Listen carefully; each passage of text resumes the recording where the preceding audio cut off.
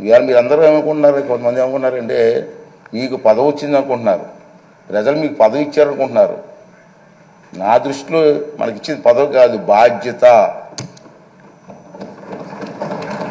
మనకి ఇచ్చింది ఈ టర్మ్లో మనకి ఇచ్చింది పదవి కాదు, ఒక బాధ్యత ఇచ్చారు.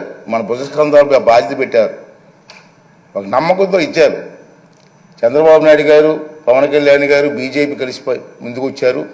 ఈ రాష్ట్రానికి న్యాయం జరుగుతుంది, చంద్రబాబు గారు సమర్థవంతంగా పరిపాలన చేసే శక్తి ఉంది అని ఒక నమ్మకం.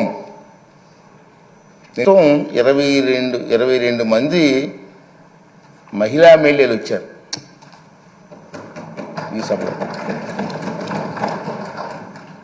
నిజంగా చంద్రబాబు నాయుడు గారిని, పవన్ కళ్యాణ్ గారిని అభినందించాలా.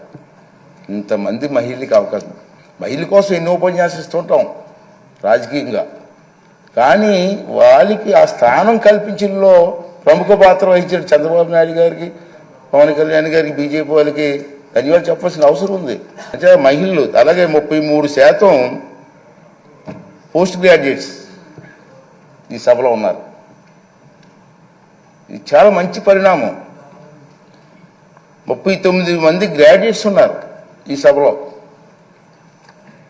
అలాగే 57% లెస్ దెన్ 55 ఇయర్స్ ఏజ్ ఉన్నవారు ఉన్నారు. 55 ఇయర్స్ లోపు ఉన్న వాళ్ళు 57% ఉన్నారు. అంటే ఇంచుమించు యంగ్ బ్లడ్ కదా. ఇటువంటి సంపద ఈ సభలో ఉంది. ఫస్ట్ టైం ఎమ్మెల్యేస్కి 9 మందికి మంత్రులు ఇచ్చారు. సాధారణంగా మంత్రి అంటే ఏం చేస్తారంటే అనుభవం చూస్తారు, ఎన్ని చూస్తారు కదా సాధారణంగా. కానీ ఫస్ట్ టైం ఎమ్మెల్యేస్కి 9 మందికి మంత్రులు ఇచ్చారంటే ఇది చిన్న విషయం కాదు. అందరినీ నేను కోరేది ఏంటంటే మీకు అవకాశాలు ఇస్తా, ఎందుకంటే మీరు కూడా మాట్లాడాలి, మీ తాలూకు వాయిస్ వినిపించాలి. మీ అందరు నేను కోరేది ఏంటంటే ఈ హౌస్లో మాట్లాడడం అంటే హౌస్ కోసం కాదు, నా కోసం కాదు, మీకోసం కాదు, ఈ రాష్ట్రం కోసం, రాష్ట్ర ప్రజల భవిష్యత్తు కోసం మాట్లాడాలి. అంచేత ఫస్ట్ టైం ఎమ్మెల్యేస్ కూడా మగమాటం లేకుండా మీకు అవకాశాలు ఇస్తా. అవసరమైతే హౌస్ని 2-3 రోజులు పొడిగిస్తాం, సభానాయకులు మాట్లాడి, తప్పేం లేదు. చర్చ జరగాల. మీ నియోజకవర్గంలో మీరు కావాల్సినటువంటి కార్యక్రమం ప్రజలు అందరూ కోరుకుంటారు. కార్యక్రమం అడుగుతారు మనల్ని.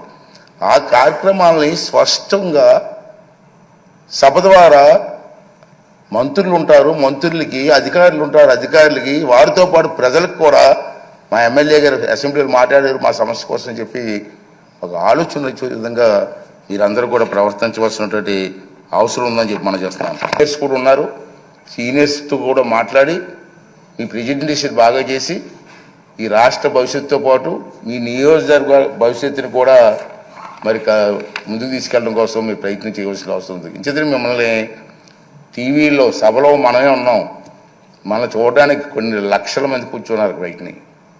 ప్రతిరోజు మనల్ని అబ్జర్వ్ చేస్తున్నారు.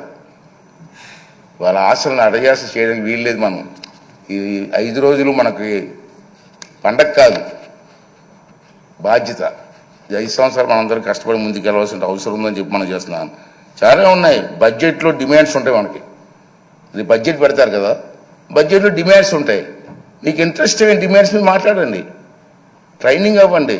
కావాలంటే మా ఈ సభాపతి కార్యాలయంలో కొంతమంది ఉంటారు, ఆఫీసులు ఉంటారు, వాళ్ళ దగ్గర నేర్చుకుందాం, ట్రైనింగ్ ఇద్దాం. అన్నీ చేసి మనకు కార్యక్రమం విజయవంతం చేయవలసినటువంటి అవసరం ఉందని చెప్పి నేనైతే భావిస్తున్నాను. అలాగే మీ అందరినీ కోరేది ఏంటంటే చంద్రబాబు నాయుడు గారు, మన పవన్ కళ్యాణ్ గారు, బీజేపీ నాయకులు ఉమ్మడిగా మనం వెళ్తున్నాం. మన మీద చాలా బాధ్యత ఉందని ఇందుకే చెప్పాను. ఆ సమస్యలు ఏ విధంగా చర్చించారు. బుచ్చి చౌదరి గారు లాంటి పెద్దలు ఉన్నారు, చాలామంది అనుభవం ఉన్నటువంటి వ్యక్తులు ఉన్నారు, గతంలో మంత్రులు చేసిన వ్యక్తులు ఉన్నారు, చంద్రబాబు నాయుడికి అపారమైనటువంటి అనుభవం ఉన్న వ్యక్తులు ఉన్నారు. ఈ అందరినీ కలిసి మన బాధ్యత. నా ఉద్దేశం ఒకటే, నేను ఒకటే నిర్ణయం తీసుకున్నాను, స్పీకర్ తక్కువగా మాట్లాడాలా, సభ్యులు ఎక్కువగా మాట్లాడాలి. ఆ అవకాశం నేను కల్పిస్తాను, అది బాధ్యత. కానీ మీరు కూడా ట్రై చేయండి, సబ్జెక్ట్ మీద మాట్లాడండి, ఈ సభకు గౌరవం తీసుకురండి. ఈ 16వ శాసనసభకు ఒక మంచి గుర్తింపు వచ్చేలాగా, గౌరవం వచ్చేలాగా మీ అందరూ కూడా సహకారం అందించాలని చెప్పి ఈ సందర్భం మనం చేస్తూ, అలాగే ముందే చెప్పాను తక్కువ మాట్లాడితే మంచిదని స్పీకరు.